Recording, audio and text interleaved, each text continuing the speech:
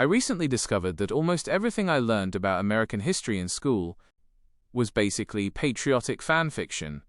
And it all started when I confidently announced to a room full of international guests that America invented democracy.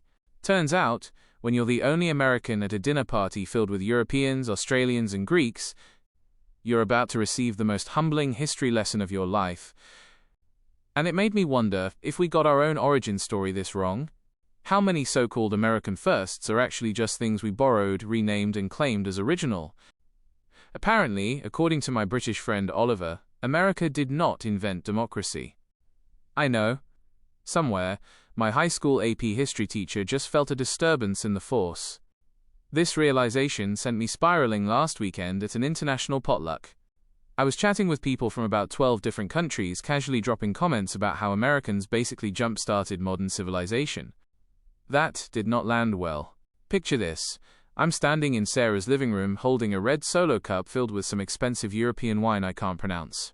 The table is stacked with food from everywhere: Indian samosas, German pretzels, handmade Italian pasta. My contribution? A store-bought apple pie because I thought it screamed America. The room smells like a dozen spices mixed together. Everyone's laughing, swapping stories about home. I'm feeling confident. Maybe too confident. Like I'm about to bless these international folks with some historical wisdom. So I start explaining how lucky the world is that America showed everyone how democracy really works. You know, land of the free, home of the brave. I'm gesturing wildly, fully committed, explaining how our founding fathers basically invented the idea of people choosing their own leaders. That's when it got weird. First came the silence. The kind of silence that makes your stomach drop because you instantly know you've said something very, very wrong. Then Dimitri, the guy from Greece, starts laughing. Not a polite chuckle. Full on, choking on hummus, tears in his eyes, laughing. Sarah from Australia covers her mouth, trying not to smile. Emma from England looks at me like I just claimed I invented fire. The energy in the room completely shifts. 1 second, I'm the confident American sharing knowledge. The next, I'm realizing I may have just made the historical equivalent of saying the sky is green.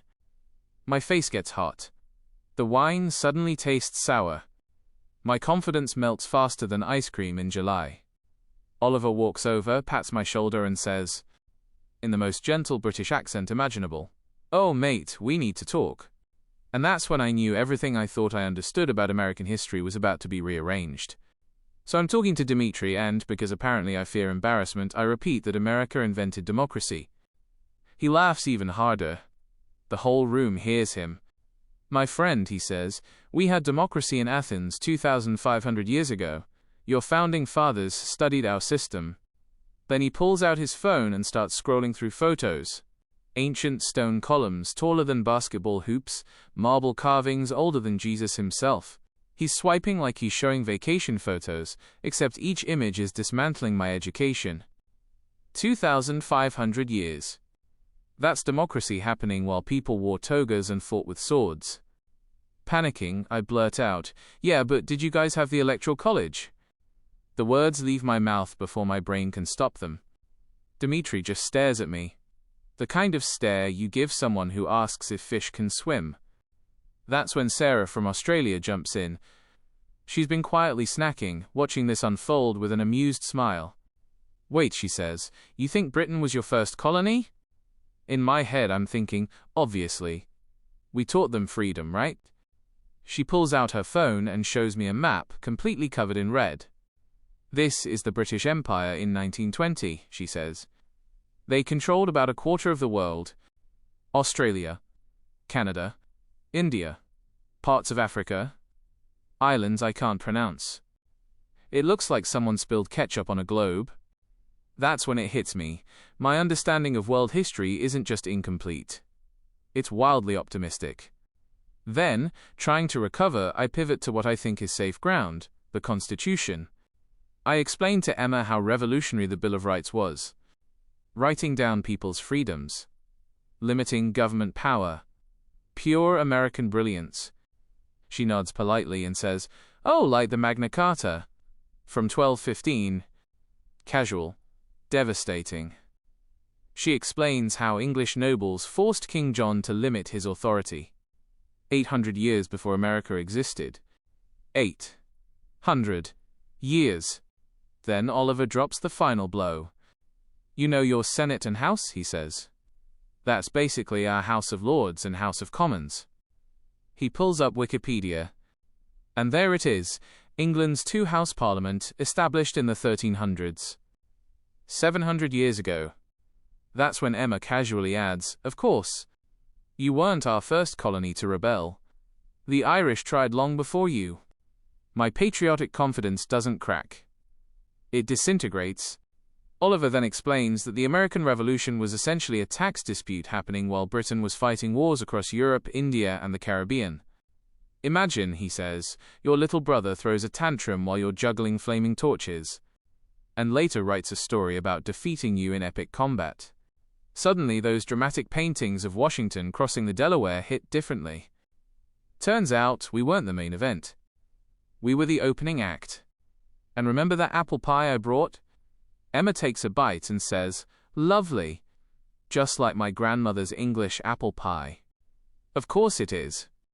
At this point, I'm questioning everything. The fork. The plate. Even the red Solo cup. Probably not American either.